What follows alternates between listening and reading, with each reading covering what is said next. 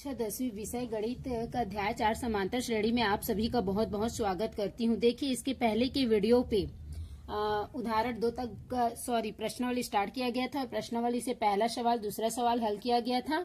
अब हम देखते हैं चौथा सवाल। चौथा सवाल क्या कह रहा है, समांतर श्रेणी 100, 70, 40 का 40वां पद हमें ज्ञात करना है। कोई भी पद हमें ज्ञात करने के लिए सबसे पहले हमें प्रथम पद की जरूरत पड़ती है। तो यहाँ पर हम निकाल लेते हैं प्रथम पद ए बराबर क्या होगा 100। हमें सार्व अंतर की भी जरूरत पड़ेगी, तो सार्व अंतर डी बराबर क्या होगा, तो द्वितीय पद में प्रथम पद को घटाना 100 में 70 जाएगा तो 30। यहाँ पर 100 क्या है, बड़ा है, इसलिए ये हो जाएगा माइनस का। और हम मान लेते हैं माना ये जो 40वां पद दिया है उसको हम n मान लेते हैं, n बराबर 40। अब हम लोग जानते हैं चूंकि nवां पद के फार्मूला से nवां पद ए एन बराबर क्या होता है, a plus n minus 1 d. तो यहाँ पर a का मान रखो, तो a का मान कितना है 100, n कितना है 40 माइनस 1, d कितना है माइनस का 30।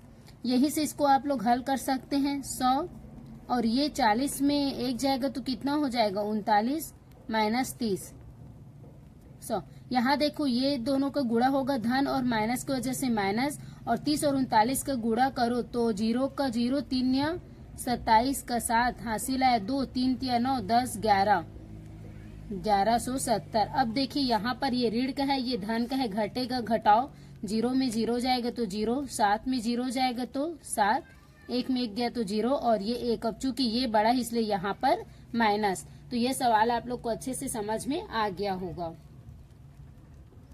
अब देखते हैं नेक्स्ट सवाल। चलो देखते हैं अब नेक्स्ट सवाल। अभी चौथा सवाल मैंने सॉल्व किया है। अगर चौथा सवाल आप लोगों को समझ में आ गया तो आप लोग तीसरा भी बना सकते हैं।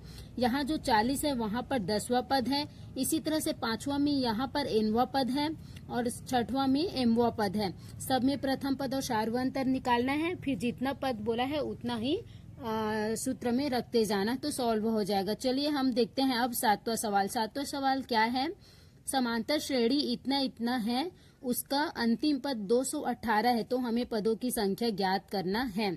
चलो देखते हैं इसका हल। चलो देखो समांतर श्रेणी का प्रथम पद क्या है, तो प्रथम पद a बराबर 8।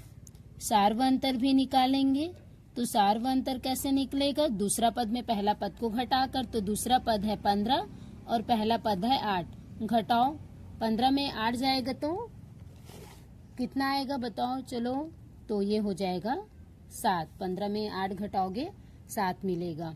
अब देखो यहाँ पर मान हमको क्या निकालना है, सबसे पहले तो माना अंतिम पद n है, हम लोग मान लिए अंतिम पद a है। और यहाँ पर देखो क्या बोला है, अंतिम पद 218 है, मतलब जो अंतिम पद रहेगा वो 218 होगा। लेकिन हमको ये नहीं पता है कि वो कौन सा पद है, कि 10वां पद 218 होगा कि 11वां पद 218 होगा, 12वां पद, हमको ये हम नहीं पता है अभी। लेकिन इतना पता है कि जो अंतिम पद है वो 218 है।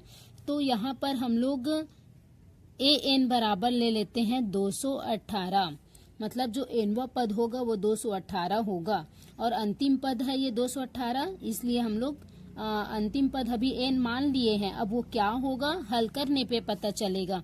तो चलो हम लोग जानते हैं सूत्र से, nवां पद का सूत्र से क्या होगा बताओ, nवां पद an बराबर क्या होगा, a plus n minus 1 D.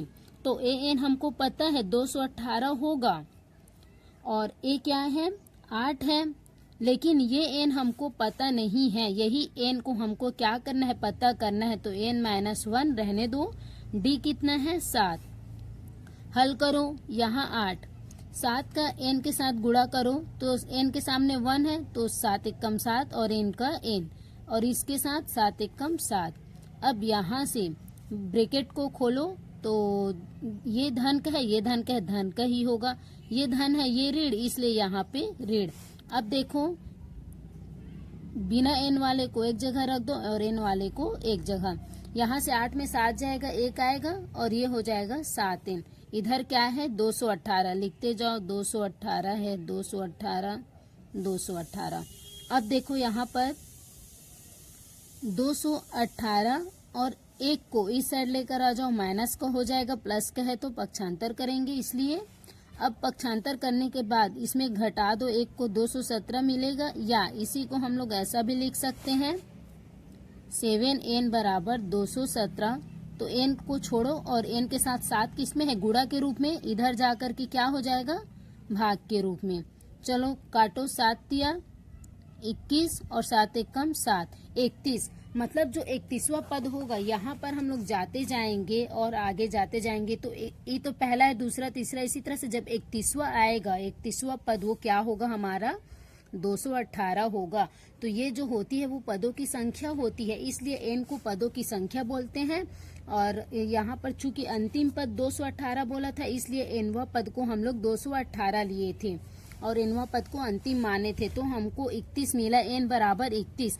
मतलब कि यहाँ पर हम 31 लिखेंगे और बोलेंगे कि 31वां पद 218 है। तो यहाँ पर n बराबर कितना मिल गया 31, अर्थात 31वां पद 218 होगा। आप लोग यहाँ पर लिख सकते हैं 31वां पद 218 होगी। ठीक है, तो ये सवाल भी आप लोग को अच्छे से समझ में आ गया होगा। और आगे का सवाल मैं लेकर आऊँगी। ये सारे सवाल आप लोगों को तैयारी करने में आसानी होगी। आप लोग अच्छे से वीडियो देखें और अच्छे से समझें, और फिर से हम नेक्स्ट सवाल आप लोग के लिए लेकर आएंगे। धन्यवाद। मैं आशा करती हूँ ये सारे सवाल आप लोग को अच्छे से समझ में आ रहा होगा। आप लोग अच्छे से पढ़ो, ध्यान लगाकर पढ़ो, ताकि आप लोग की 10वीं के लिए अच्छे से तैयारी हो जाए। और अगर आप लोगों से कोई भी सवाल नहीं बन रहा है तो आप लोग कमेंट बॉक्स में बताइए हमें, वो सवाल का हल लेकर मैं आप लोगों के लिए जरूर लाऊंगी। धन्यवाद।